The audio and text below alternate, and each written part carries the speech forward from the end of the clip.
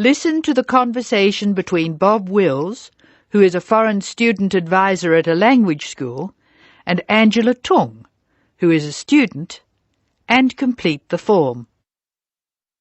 First, you have some time to look at questions 1 to 8 on the form now.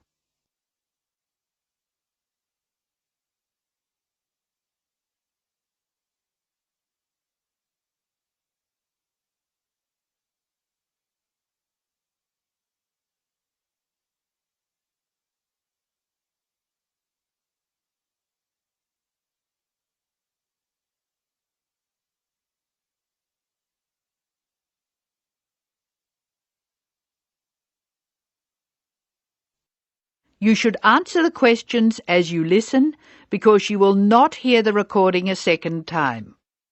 Now listen carefully and answer questions 1 to 8.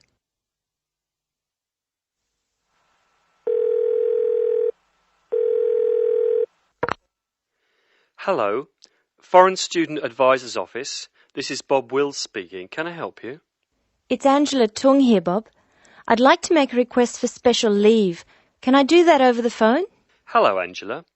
You can make that request by phone, but I'll have to fill the form out. Let me get the special leave form. OK, here it is. Tell me your student number, please.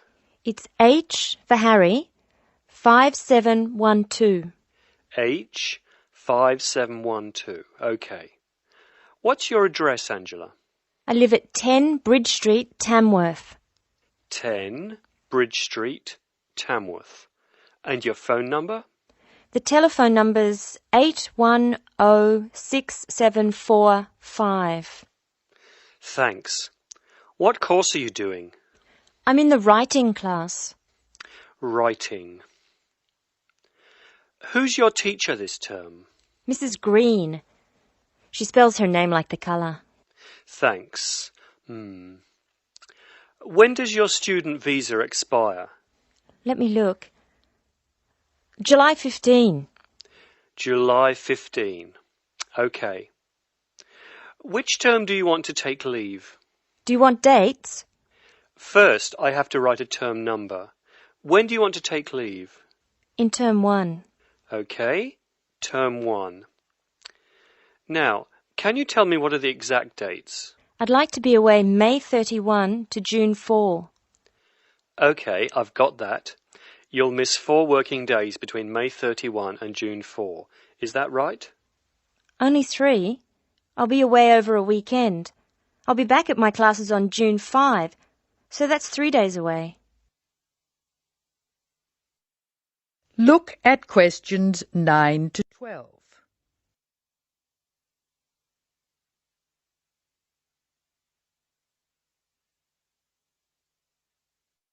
Now listen to more of the conversation between Angela and Bob.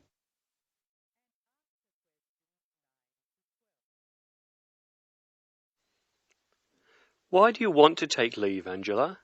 I'm going to visit my Aunt May. She's my mother's sister. She and her husband are my guardians while I'm here. Where do they live? About 50 kilometres from here, near Armadale. Do you have to take so long if they live nearby? My mother is coming with me. She's come for a holiday, so she wants to have some time with May. And I want to spend some time with my mother too. Aren't you going home soon? I've applied to extend my time here. I expect to go home in 12 months. That is the end of part 1. You now have half a minute to check your answers.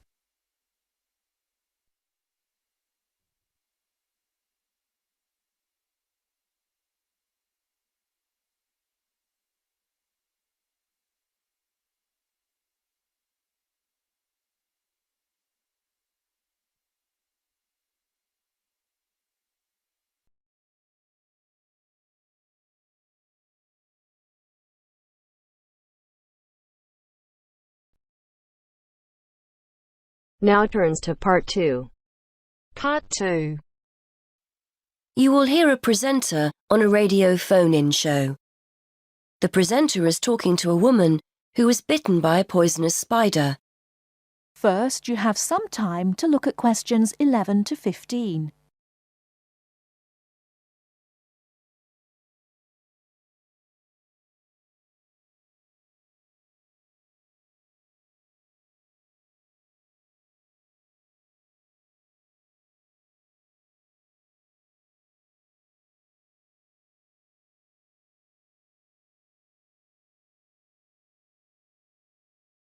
Now, listen carefully and answer questions 11 to 15.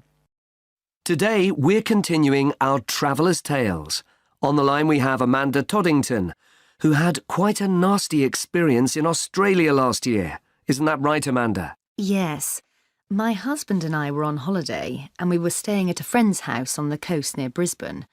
It was towards the end of the holiday and I was about to go into the garden and enjoy my breakfast. I walked out into the kitchen, slid my left foot into my shoe and felt a tiny sting. It was pretty painless, but I shook the shoe off my foot and saw this tiny spider running out as the shoe hit the wall.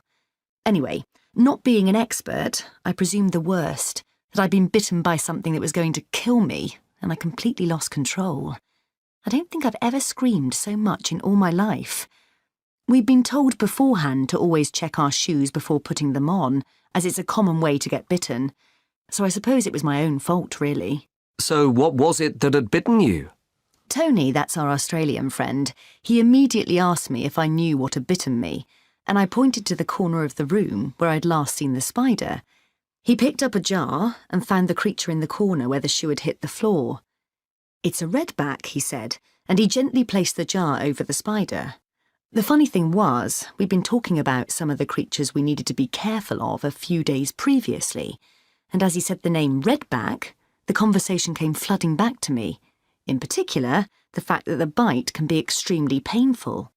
I found out since that the redback is from the same family as the black widow spider, and it's the female that does the damage, which it turned out was what I'd been bitten by.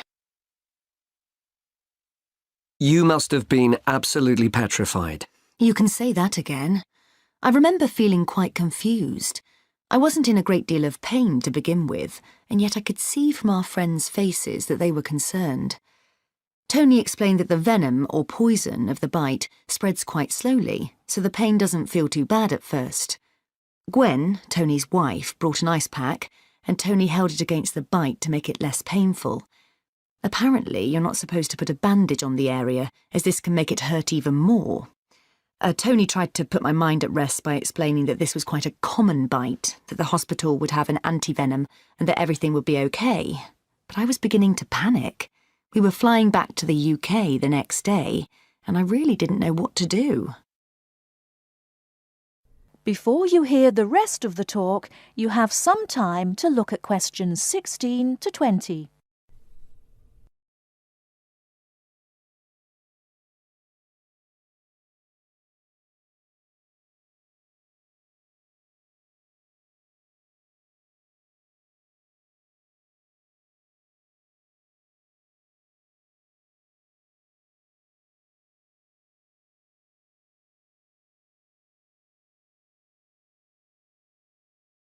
Now listen and answer questions 16 to 20. So what did you do? Well, Tony phoned the doctor, who told him to check my symptoms for the next hour or two. As time went on, the pain became very intense, from my foot right up to my knee. My husband was on the internet and was reading out the possible symptoms. I wasn't feeling sick, and I hadn't yet developed a fever, but I had a terrible headache, and my foot was beginning to swell up. At this point, Tony decided to take me to the local hospital to be on the safe side. I really didn't want to go, as I had visions of being kept in for days and all our plans being spoilt. But Tony and my husband insisted. When we got to the hospital, I was relieved to see how casual everyone was when Tony explained I'd been bitten by a redback spider. They told me to take a seat and got on with their work.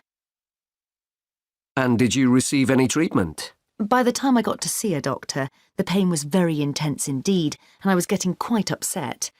The doctor decided to give me a dose of an antivenom, which he assured me would eventually deal with the problem. Unfortunately, he also explained that it wouldn't have an immediate effect and the symptoms might last for several days. But the story has a happy ending. My husband managed to book us onto another plane 1 week later. And even better news was that the symptoms of the bite finally cleared up after about 24 hours. Within a couple of days, I was back to normal again. So thanks to the spider, we managed to extend our holiday by a week.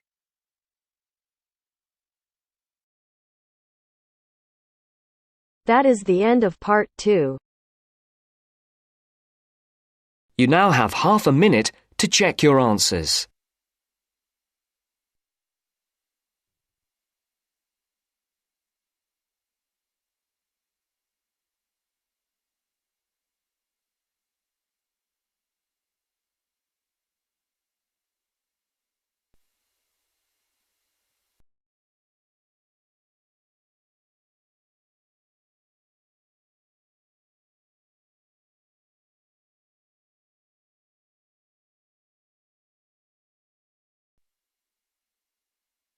Now turns to part 3.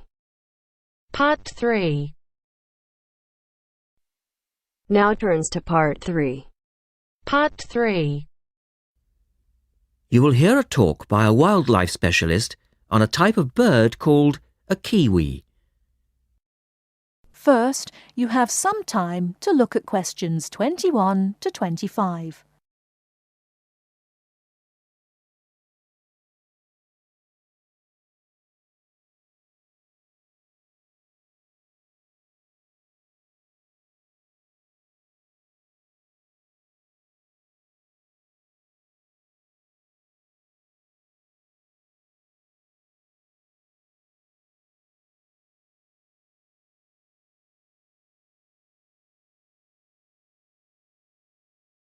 Now listen carefully and answer questions 21 to 25.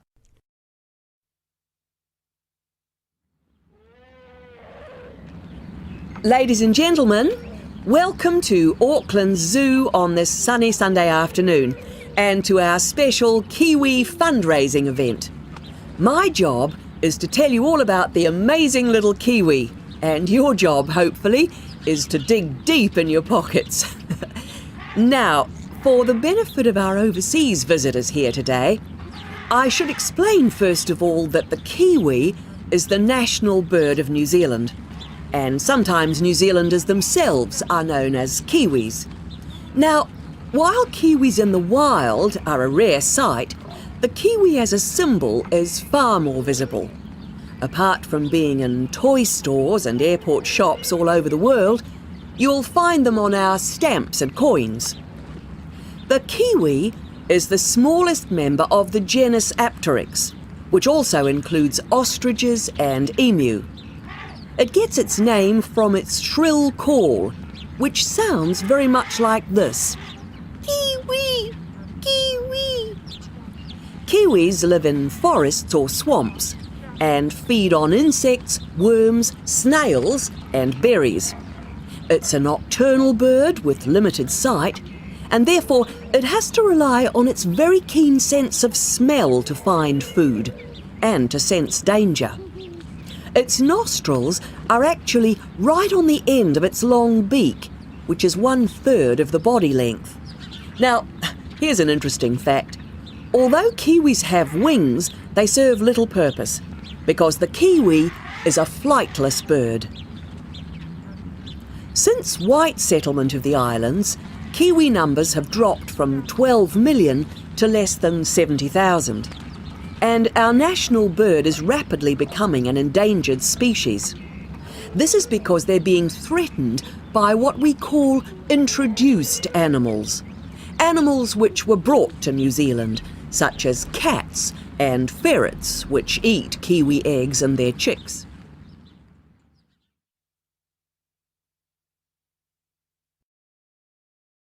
Before you hear the rest of the talk, you have some time to look at questions 26 to 30.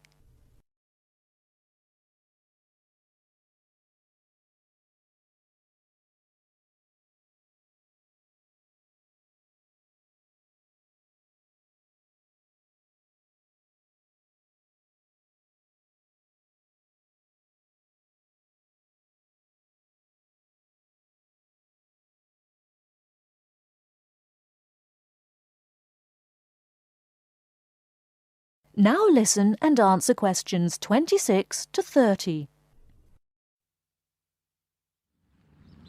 And so we have launched the Kiwi Recovery Programme in an all-out effort to save our national bird from extinction. There are 3 stages to this programme. Firstly, we have the scientific research stage. This involves research to find out more about what kiwis need to survive in the wild. Then secondly, we have the action stage. This is where we go into the field and actually put our knowledge to work. We call this putting science into practice. And then we come to the 3rd stage, the global education stage.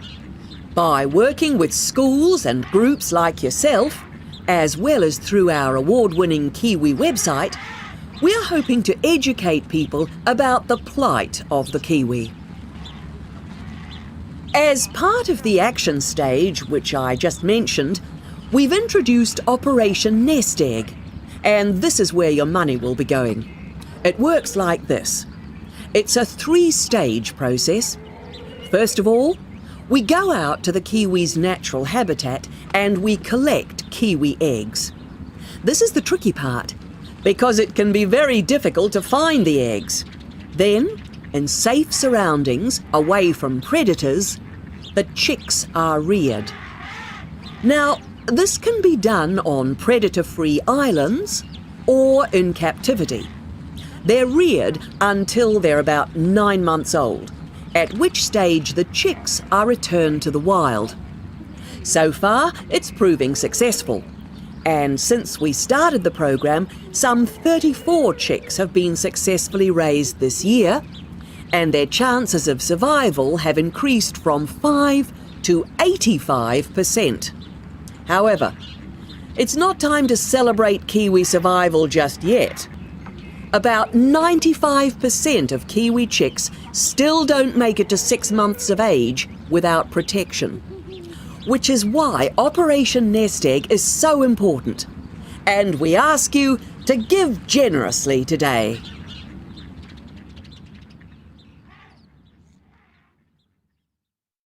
That is the end of part 3. You now have half a minute to check your answers.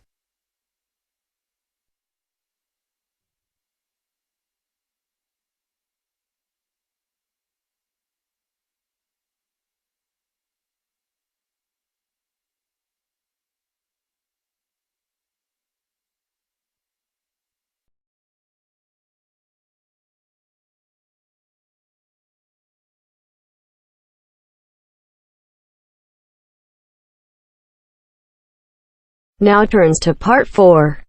Part 4. Listen to the last part of the lecture. As you listen, complete the notes below. First, you have some time to look at questions 31 to 40.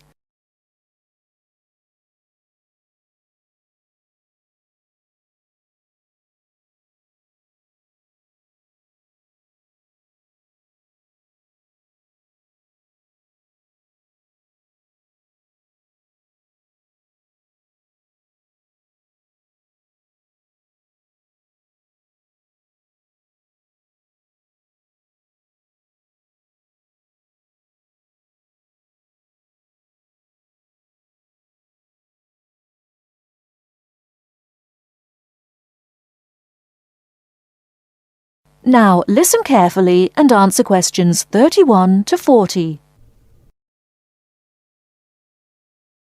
Last time I said that a lot of Irish people left the country and went to England, America and many other foreign countries.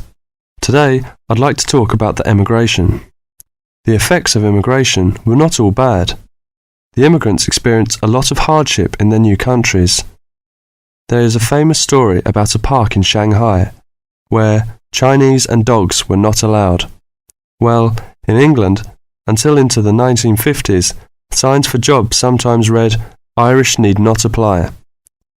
The immigrants often experienced discrimination, but they formed many organisations to look after their fellow immigrants. Many of these organisations later became very important. In America, the Irish chose politics as the way forward, and significant cities were controlled by Irish politicians.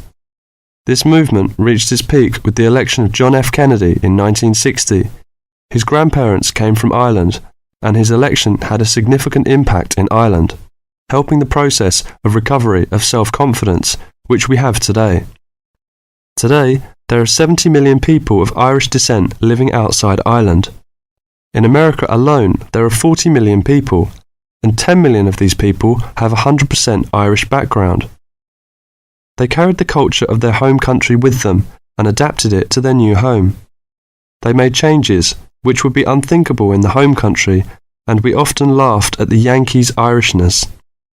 In fact, any immigrant who came back to live in Ireland, often after many years, found it very difficult to fit into Irish society again. They had been changed by the experience.